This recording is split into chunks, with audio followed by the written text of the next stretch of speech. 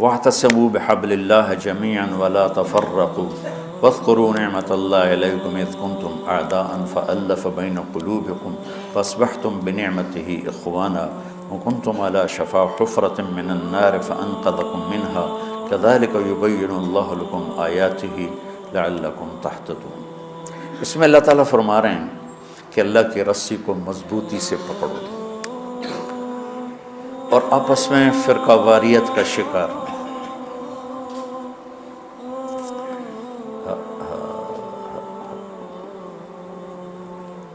اور پھر اللہ تعالیٰ پچھلا وقت یاد دلاتا ہے جب تم آپس میں ٹوٹے ہوئے تھے، ایک دوسرے کے دشمن تھے، اللہ نے تمہیں جوڑ دیا۔ دیکھو بچوں، اب دورہ حدیث والے بچے جا رہے ہو، اللہ کے نبی نے 4 دعائیں مانگی، مسجد اجابہ، اب وہ حرم میں شامل ہو گئی، توڑ دیا اس کو۔ مدینہ میں، یا اللہ میری امت پہ تیرا ایسا عذاب نہ آئے جو انہیں ختم کر دے، اللہ نے کہا قبول ہے۔ یا اللہ ان پر کوئی زمینی ایسا عذاب نہ آئے جو انہیں ختم کر دے، اللہ نے فرمایا قبول ہے۔ یا اللہ ان پر کوئی دشمن ایسا نہ آئے جو انہیں مٹا دے، اللہ نے فرمایا قبول ہے۔ یا اللہ ان میں آپس میں اختلاف نہ ہو، تو اللہ نے فرمایا نہیں میرے محبوب، یہ قبول نہیں، اختلاف ہوگا۔ یہ پیپر ہو رہا ہے، امتحان ہے، امتحان میں ہم دیکھیں گے کون حدود پہ قائم رہتا ہے، کون حدود کو پار کرتا ہے۔ تو اختلاف اس کائنات کی لازمی چیز ہے، مذہب کے نام پر بھی ہوگا، سیاست کے نام پر بھی ہوگا، اور چھوٹی چھوٹی باتوں پر ہوگا، اور صحیح نیت کے ساتھ بھی ہوگا اور فساد کی نیت کے ساتھ بھی ہوگا۔ تو جب میرا اللہ کہہ رہا ہے اختلاف ہوگا، پھر کہہ رہا ولا تفرقوا، دیکھو تم اختلاف کرو لیکن فرقہ واریت کا شکار نہ ہو۔ جب ہلاکو نے 656 ہجری میں بغداد کو تباہ کیا تھا، پتہ ہے کتنے آدمی قتل کیے تھے؟ 15 لاکھ آدمی۔ 15 لاکھ آدمی، کئی دن ان کا قتل عام ہوتا رہا۔ 20 لاکھ کی آبادی تھی، 5 لاکھ کیسے نکل گئے، بچ گئے یا اس نے خود چھوڑ دیے۔ 15 لاکھ آدمی ذبح کیے اس نے، اور اس کے پیچھے بے شمار جو چل رہی تھی نافرمانی، اس میں ایک بڑی نافرمانی فرقہ واریت تھی، اور شیعہ سنی فساد اور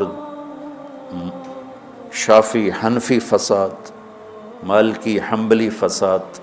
اب تو چونکہ اللہ نے ایسے بلاک بنا دیے کہ جو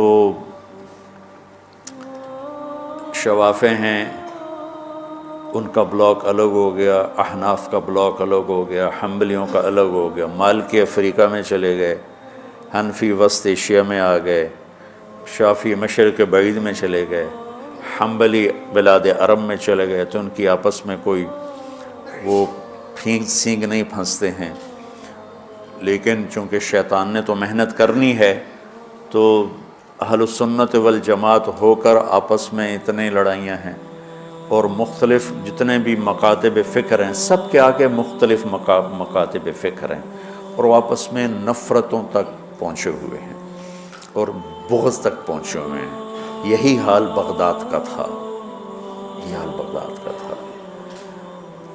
اللہ مجھے بڑے بول اور دعوے سے بچائے۔ بچوں، تاریخ پڑھے بغیر دین سمجھ میں نہیں آتا پوری طرح۔ آدمی عبرت نہیں لے سکتا، سبق نہیں لے سکتا، صرف فقہ میں گم ہو کر ایک عجیب قسم کی وہ مخلوق بن جاتا ہے۔ پورا قرآن سامنے ہو، پوری نبی کی سیرت سامنے ہو، تاریخ سامنے ہو، تو فیصلہ کرنا آسان ہوتا ہے۔ بغداد کو تحت کر دیا ہلاکو خان نے، کہ اس کے پیچھے بڑا سبب یہ آپس کے روزانہ مناظرے ہوتے تھے۔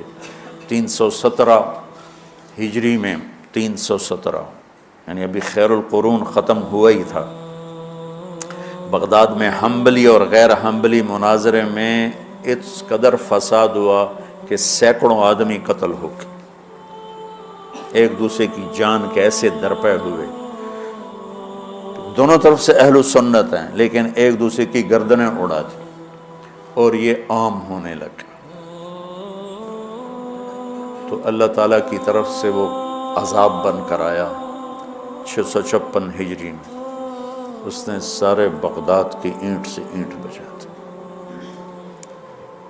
وہ ساری کتابیں اٹھا کے دریائے دجلہ میں ڈال دی۔ دریائے دجلہ کا پانی 1 مہینے سیاہ ہو کے بہتا رہا، اتنی کتابیں اس نے ڈال دی۔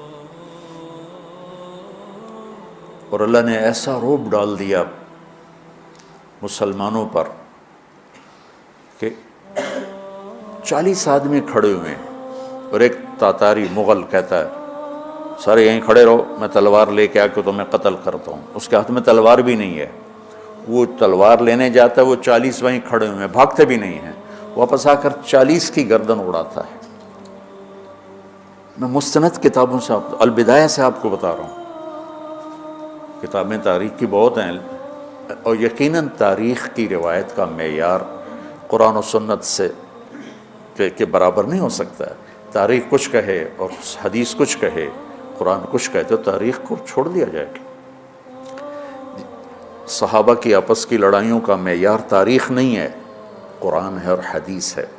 وہ انسان تھے، بشر تھے، ان سے خطائیں ہوئیں، لیکن میرے اللہ نے کہا کُلًّا وعد اللہ الحسنى، میرے نبی میرا وعدہ ہے تیرا ہر صحابی جنت میں جائے گا۔ بس اس کے بعد ہماری زبانیں بند ہو جانی چاہیے۔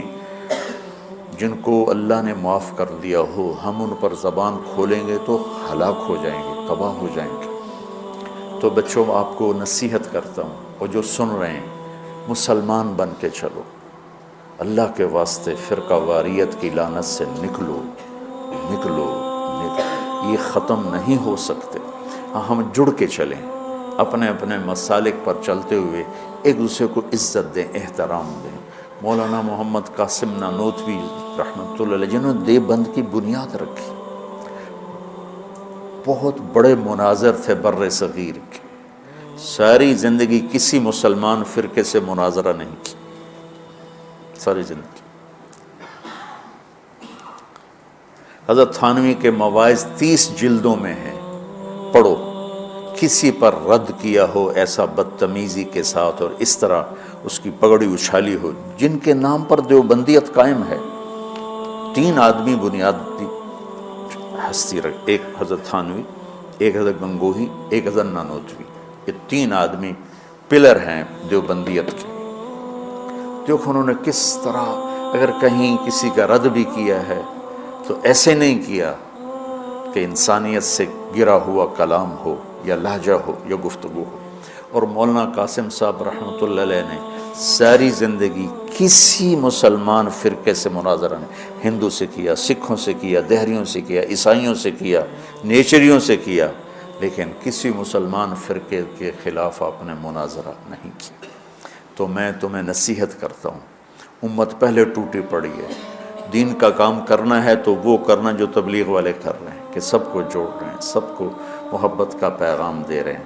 اگر منفی کام کرنا ہے تو گھر بیٹھ جانا، یا ہم سے تعلق توڑ دینا، ہماری نسبت ہمیں واپس کر دینا، پھر جو تمہاری جی میں آئے کرتے رہنا۔ میں تمہیں مثبت کردار میں دیکھنا چاہتا ہوں۔ تو بچوں،